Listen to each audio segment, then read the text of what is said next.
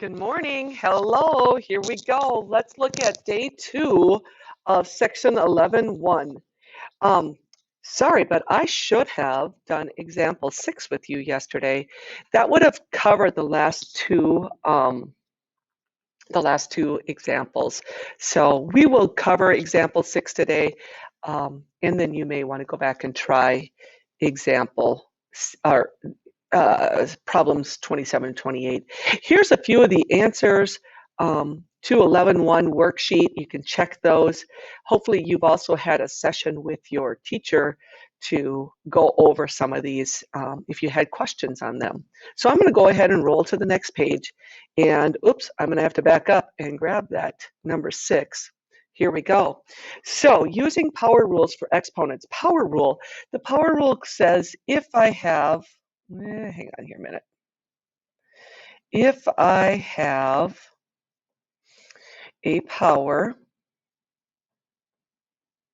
raised to another power, so notice we have a single base. If we have a power raised to another power, we get the product of those two exponents as the new exponent. So in A, I have a power raised to a power. I'm going to end up with r to the 5 times 4, giving me r to the 20th. For B, that 2 will apply to everything, including the negative, because the negative is inside the parentheses.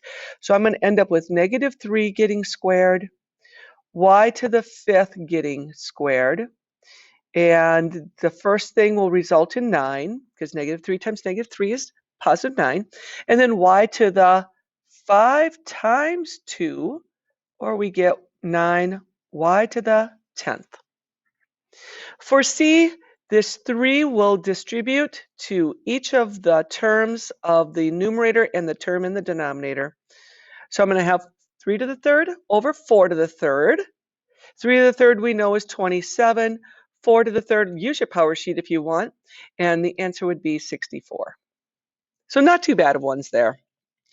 All right, passing through day 2, we're going to work on solving some of the equations. A little bit more work with that negative exponents too. If you want to see that one, example 7 will be an example of that. I'm just trying to find my, oh, there we go.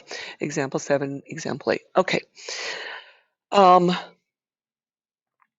The negative 4 can apply to each of those. So I could have 2 to the negative 4th, 3 to the negative 4th, and then the negative is going to cause 3 to get raised to the positive 4th. Notice it's coming to the numerator.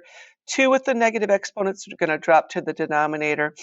3 to the 4th is 81. 2 to the 4th is 16.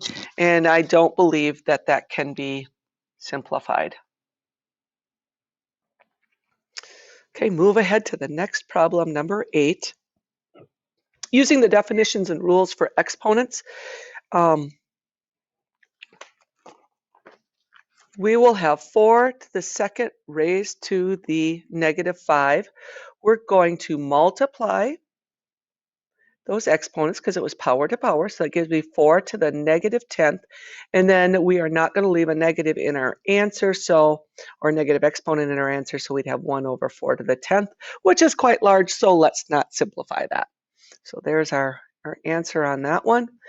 The next one, I notice I have all these bases that are the same. So this comes back to the addition rule. So they're just changing it up on us a little bit to see if we're paying attention. This is going to be x to the negative 4 added with negative 6 added with 8. That would look like x to the negative 10th plus 8. That's an x to the negative 2. Don't leave negative exponents, so x to the positive 2 written in the denominator. For C, I need a little more room on this one. So C, it's going to be, we're going to distribute that negative 2. I'm going to get m to the 2nd raised to the negative 2, n to the negative 2nd, over m to the negative 3, n. I encourage you to write out as many steps as you think you need to make this go right for you. Power to power, that means I'm going to multiply those, which would give me m to the negative 4, m to the negative 2. I'm just rewriting all these others, and then an n. Now what I'm going to do is move top and bottom stuff. I do not really care for negative exponents, so I'm going to move things around, putting them where they belong. So m to the negative 4 drops to the bottom as a positive 4. N to the negative 2 drops to the bottom as a positive 2. M to the negative 3 actually comes up above, so that becomes a positive 3. And then n that was in the bottom will stay in the bottom. Now let's simplify. Looks like I've got a quotient rule I'm going to use. So I'm going to have m to the 3 minus 4 over n to the 1 plus 2. Finally, well, actually, there's going to be one more step because I ended up with that negative exponent, didn't I? I added 3 and negative 4, got a negative 1. So that m is going to drop to the bottom, m to the m times n to the third. Final answer. Now, there's some other ways you could have proceeded with that problem. Just make sure that you get the same answer I do if you take a little bit different path. D looks like a whole lot of fun, doesn't it? I've got the squaring of all the terms in the first parenthesis, and then the negative 1, which essentially flips that over, doesn't it? All those would end up with negative exponents, so they're going to roll over.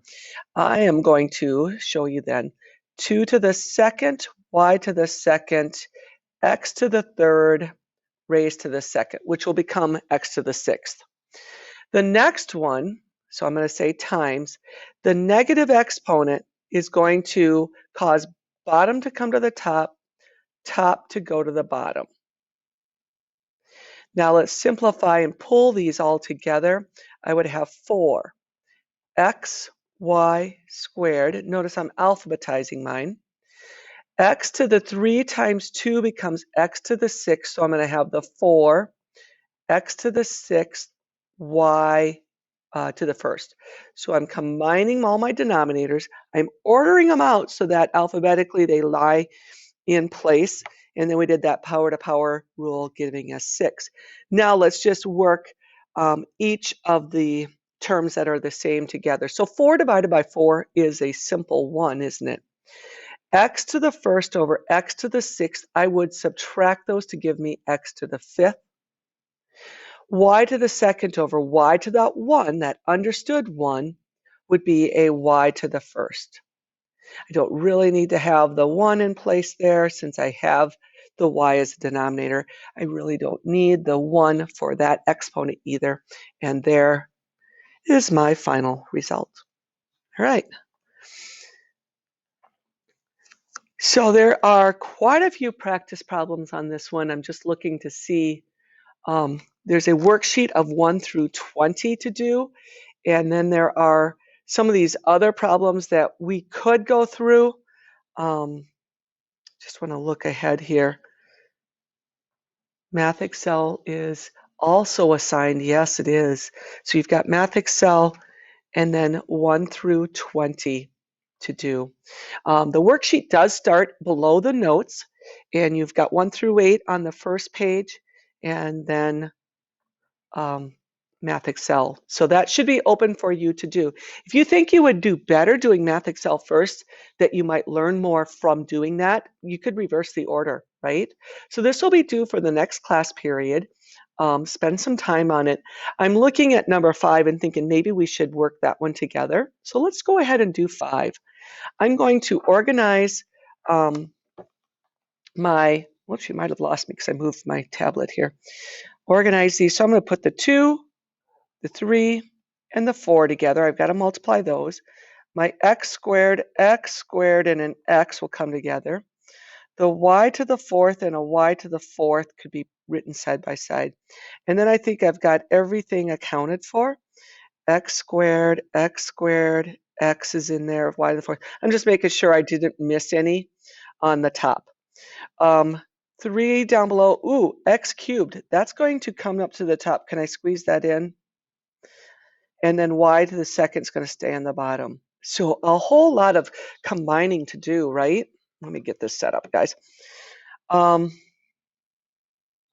right, we're still together. You notice the classroom light went off again. 6 times 4 is 24. So we will have 24 x to the 2 plus 2 plus 1 plus 3, y to the 4 plus 4 over 3y to the second. All right, 24 x to the 2 plus 2 plus 1 plus 3 sounds like 8 to me.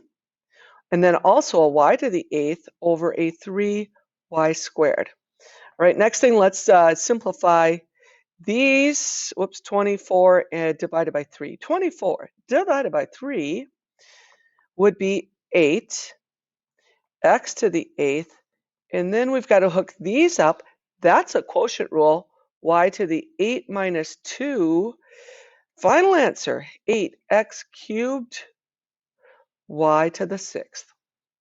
All right, hopefully that helps you kind of see how to do the larger problems. These get really fun, but this will be, think about that one. Look what power it's raised to. That should help you on that one. All right, good luck, guys. Talk to you later.